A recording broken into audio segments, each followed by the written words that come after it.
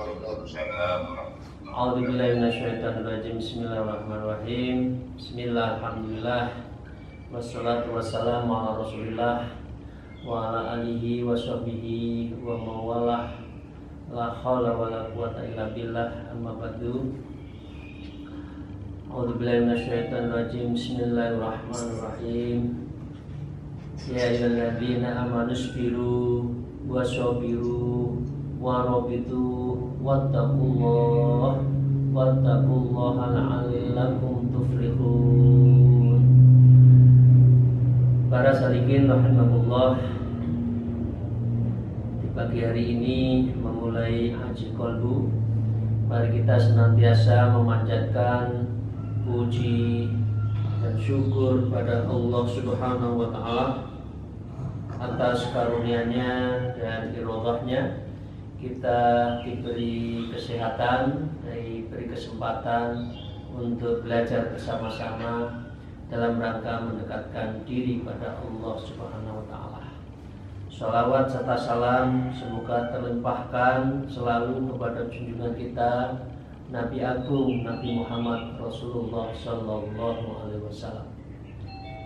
Mari kita mulai dengan tawasul terlebih dahulu. A'udzubillahi minasyaitonirrajim. Bismillahirrahmanirrahim. Al-Adiniyah wa kulli sodqa wa ila mustawa sallallahu alaihi wasallam wa dzurriyyatihi wa ahlil bait. Muhammad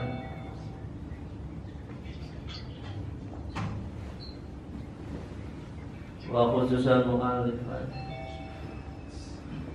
Imam Ghazali Allah khusus. Salamul Fatihah. A'udzubillahi minasyaitonirrajim. Bismillahirrahmanirrahim. Alhamdulillahirabbil alamin arrahmanir rahim. Iyyaka na'budu wa iyyaka nasta'in. Ihdinas siratal mustaqim. Siratal ladzina an'amta 'alaihim ghairil maghdubi 'alaihim waladdallin. A'udzubillahi minasyaitonirrajim. Bismillahirrahmanirrahim. Qala musannif fi hadzal kitab Adabul Suluk lil Habib Abdullah bin Awil Al-Haddad wa nafa'allahu bihima bi ulumiha fid darain amin ya rabbal alamin. A'udzubillahi minasyaitonir rajim. Bismillahirrahmanirrahim. Ya ayyuhalladzina amanu taqullaha wa kunu ma'as shadiqin.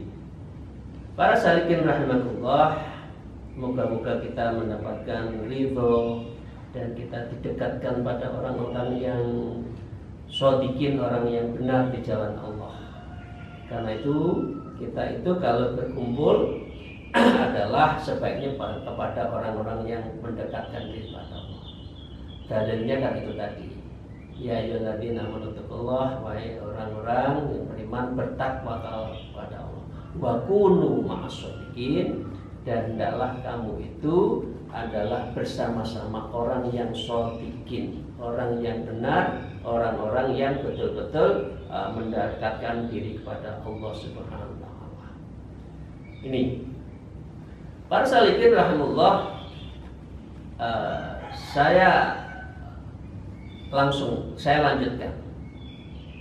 Qad alimna anna sabru, tadi saya sebutkan, maka sesungguhnya sabar inilah sebagai kunci orang sukses.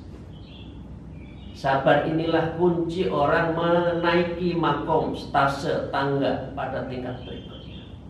Karena itu di dalam awal faslun sabrun wa syukur disebutkan adalah awal thariq, awal orang yang thariq, yang berjalan mendakwah itu sabar. Sabar. Karena dengan sabar inilah rintangan-rintangan, dengan sabar inilah hambatan, hakinya, ancaman, tantangan, hambatan, gangguan itu tersingkirkan. Kalau orang itu nggak sabar, ya sudah ada hambatan sini, ya sudah mau niat mau baik, tahu-tahu ada diajak ke yang cerot dikit, ikut lagi. Nah ini karena apa? Karena memang tidak sabar. Nah sabar, ya ini ada berkaitan dengan ayat yang dimaksudkan di dalam kitab ini. Wa kaifa la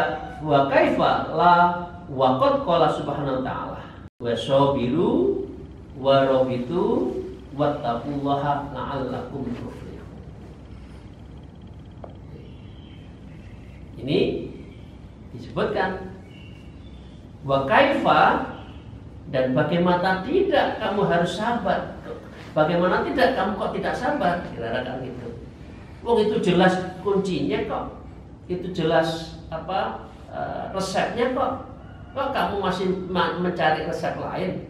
Ini disebut wa kaifa la wa qad qala, nggak ada tidak, resepnya ini kata Allah ya di dalam suratnya itu, surat Al-Imran, insya Allah di surat ketiga ayat 200-nya itu, ini loh resepnya.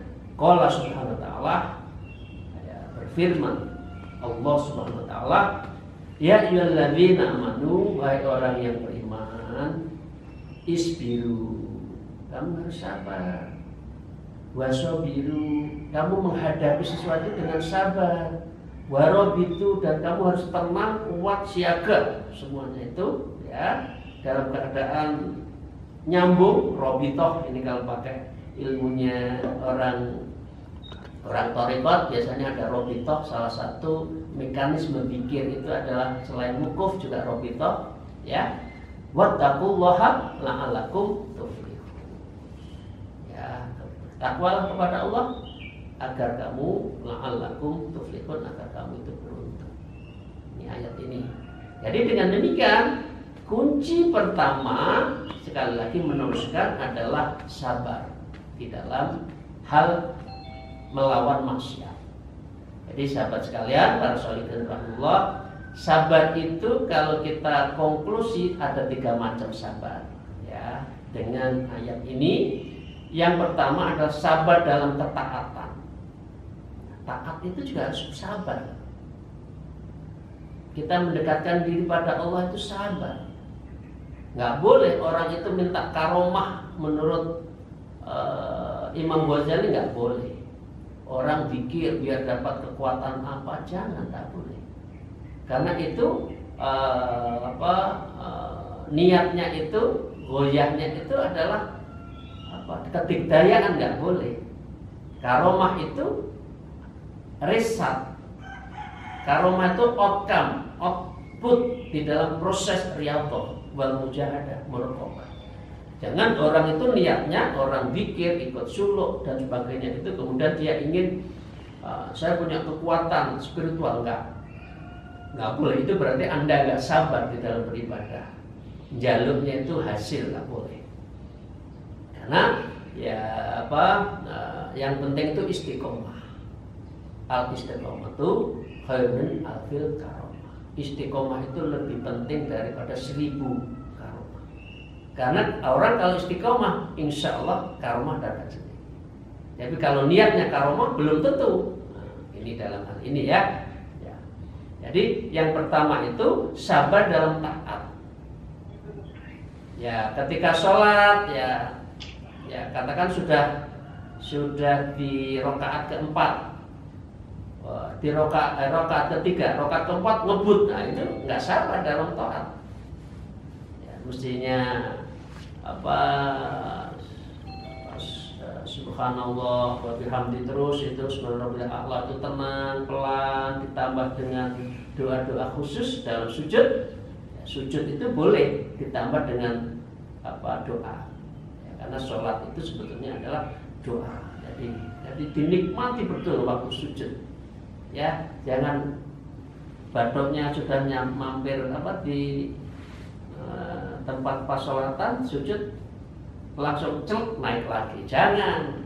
Jadi nikmati sujud itu, dinikmati. Ya ini bagian dari sabar dalam ketaatan.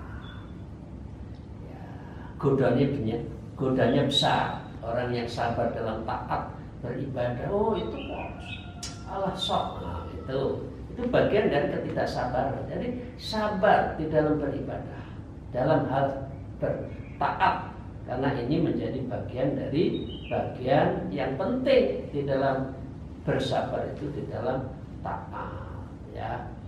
Itu yang pertama. Karena itu bunyinya di sini, ya, di dalam ayat ini ada dua kata yang mirip, isbiru wasobiru. Ya alladzina amanu isbiru wasobiru. Mirip satu kata. Ya. Kalau isbiru itu sabar dalam dimensi esoteris individu. Kalau wasobiru itu adalah situasi apapun. Sobiru dalam taat, dalam ibadah, artinya ada subjeknya, ada predikatnya, ada objeknya, itu namanya sobiru. Kalau isbiru itu internal, ya. Oke. Nah, itu warobitu, dan orang itu harus siaga, harus sadar. Ya, kalau pikir jangan ngantuk-ngantuk. Nah, ini robitu itu artinya itu membayangkan dalam keadaan siaga dalam beribadah. Nah, itu robitu, robitoh. Wattaqullah, agar kita itu bertakwa pada Allah, la'allakum tuflihun, agar kita itu adalah betul-betul mendapatkan keberuntungan. Nah, kalau orang itu sabar dalam hal ibadah, dia akhirnya dia akan tidak terbebani. Kemarin kan orang sholat itu kan karena ada tiga kan, sholat karena takut, sholat karena ingin balasan, sholat karena mahabbah. Nah, kalau bapak-bapak ibu sekalian, moga-moga yang sudah 50-60 itu sholatnya itu mahabbah karena cinta pada Allah. La ilaha illa mahbuba illallah, tidak ada satupun yang kita cintai hanya Allah. Maka sholatnya pada ada stase pada tingkat ketiga. Bukan karena ancaman baru sholat, itu anak-anak. Bukan karena ingin balasan baru sholat, ini pekerja. Kalau kerja mengharapkan balasan, tapi kalau kita mahabbah itu nggak ada ukurannya, ya kita menjalankan semua perintah Allah. Ini yang kedua, kita tidak merasa berat. Ya, sholatnya mulai enak, sholat malamnya sudah mulai istiqomah, ya, itu bagian dari kesabaran dalam taat. Nah, yang kedua, sabar dalam hal menjauhi maksiat. Ini berat. Ya, kalau orang sabar dalam taat, mungkin ada mimpi, ya, ada roja wal khauf, itu wajar. Tapi yang berat itu ada sabar dalam hal menjauhi maksiat. Maksiat itu, ya, ini ada lagunya Omay Rama kan, mengapa dan seterusnya itu kan, yang enak-enak kok dilarang, ya, gitu loh. Nah, ini berarti menunjukkan memang maksiat itu digoda oleh setan yang seakan-akan enak padahal tidak. Ini, jadi sabar menjauhi maksiat itu ya beratnya bukan main. Apalagi lingkungannya tidak benar, udah galangan ke arah golongan. Ya, embrionya bagus, kalau environmentnya, lingkungannya jelek, ya nanti katut, kita akan terpengaruh. Ya, ini sabar dalam hal maksiat. Nah, yang ketiga, sabar dalam hal menghadapi situasi kejadian. Bisa karena takdir, bisa karena situasi kita yang salah sendiri. Ya, takdir baik, khairihi wasyarihi, itu takdir Allah yang baik, dan yang buruk itu takdir Allah. Nah, ini kita juga harus sabar. Wa min musibatin, namun kita diarahkan kalau sudah ada musibah, kita diuji, maka kita harus menyampaikan inna lillahi wa inna ilaihi raji'un. Ini penting kami sampaikan pada forum yang mulia ini. Para salikin rahimahullah, saya akan menyinggung sedikit tentang isbiru. Isbiru.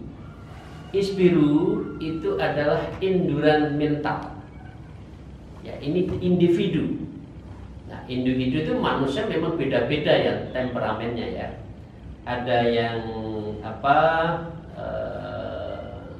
gampang marah, gampang temperamental, gampang ngoceh, gampang, maaf jangan sampai terjadi bahasa Jawa itu moro tangan, ya. Tangan kita harus kita jaga, jangan sampai ini nyakiti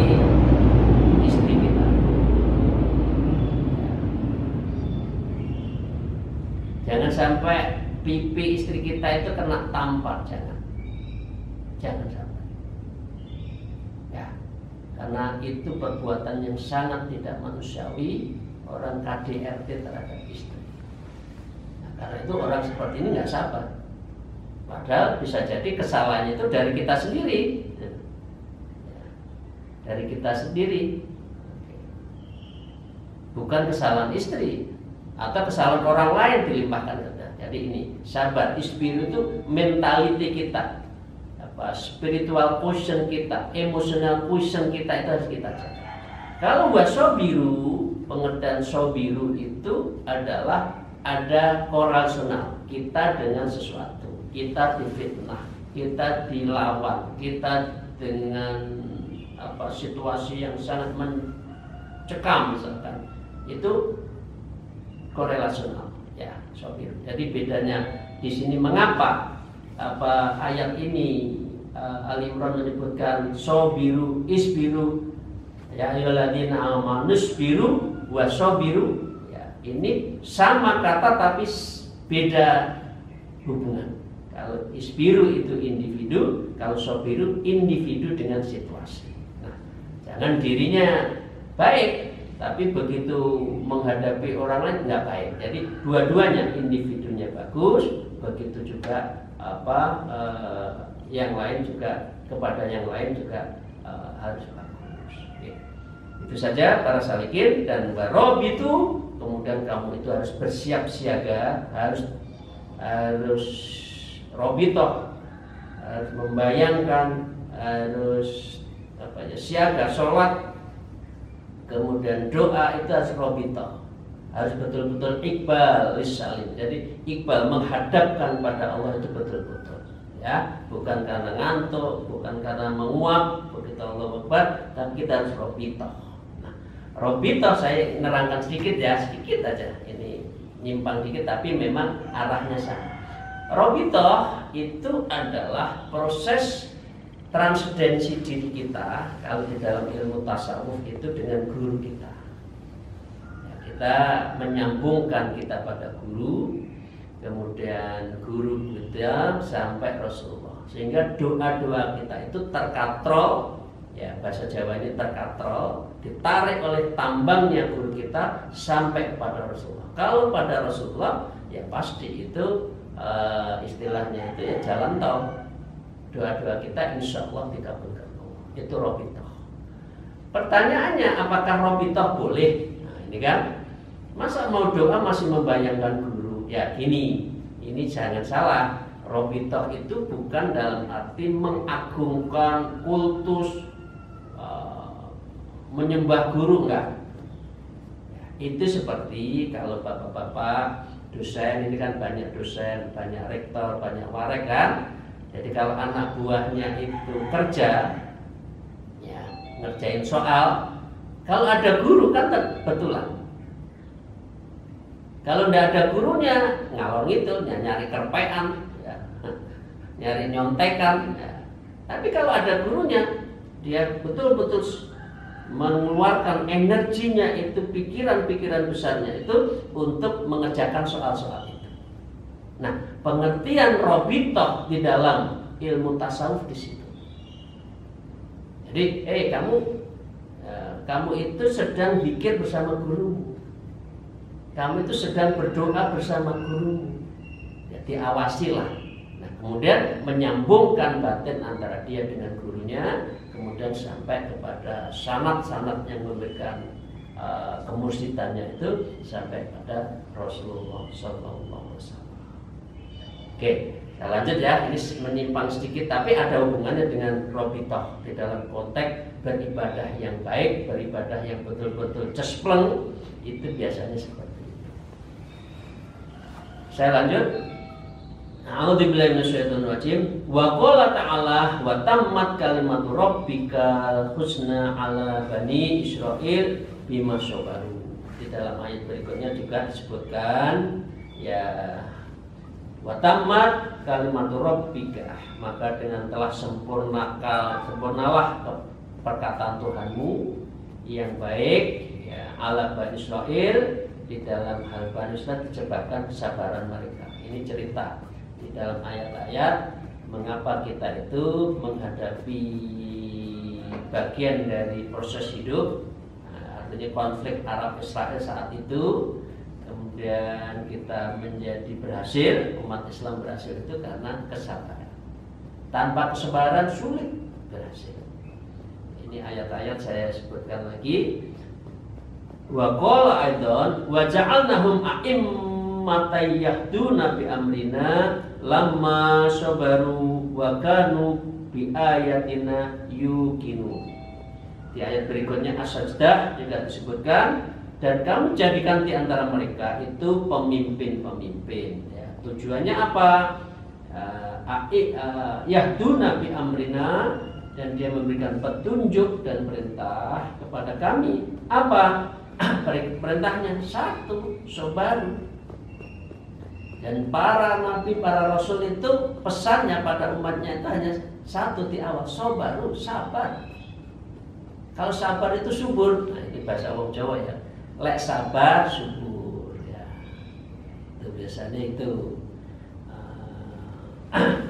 Wakanu, ya, wakanu bi ayatina yuqinun, dan ini adalah yang meyakini ayat-ayat kami, dan tentu kita akan harus meyakini pada hadis pada ayat seperti ini.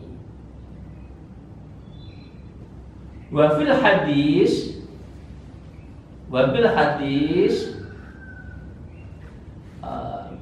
min aqalli ma utitumul yakin wa azimatus sabr wa min auti khadahu min huma fala yubali bima fatahu min qiyamil lail wa siyamin nahar. Jadi di 10 menit. Ya, di sini sahabat sekalian, para rahimakumullah, di dalam hadis juga disebutkan min aqalli, sesuatu yang terkecil yang diberikan utitumul yakin kepada kamu itu adalah keyakinan, ya. Wa azimatus sabr, dan zimatnya dan kekuatan sabar. Ini Rasulullah, ya. Kalau tadi kan ayat-ayat Al-Quran, ini ayat yang menyangkut sabar, apakah hadis dalam hadis para, ya.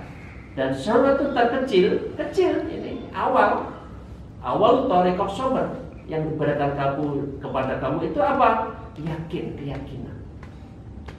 Yakin saya bisa, yakin saya mampu. Tapi kalau Anda dari awal, saya nggak yakin, saya nggak punya kekuatan, saya nggak punya motif, ya udah, orang kalau nggak yakin ya nggak akan mampu, ya. Wa azamat sabar, dan kekuatan sabar, ya, kekuatan sabar, karena sabar itulah yang berat jadi ringan, ya, yang kekuatan yang maha dahsyat kita kalahkan dengan sabar. Jadi kalau ada orang memusuhi kita, ya kita sabar aja, kita katakan gitu. Karena sabar itulah yang bisa menaklukkan hati, karena kesabaran itu innallaha ma'as sabirin, yang turun itu Allah, yang bantu kita itu Allah kalau kita itu sabar. Kalau ada sesuatu hubungannya dengan orang lain, ya. Wa man uti haddahu min huma, dan barang siapa yang beruntung dengan diberikan keduanya. Jadi artinya kita punya keyakinan, kita punya kepasrahan, kita punya i'tiqad, ya, i'tiqad dalam arti hubungan kita kepada Allah, dan itu kan atas pilihan hidup kita, ya. Wa azmat sabar, dan kita itu adalah sabar, ya, min humanya. Fala yubali bima fattahu min qiyamil lail wa siyamin nahar.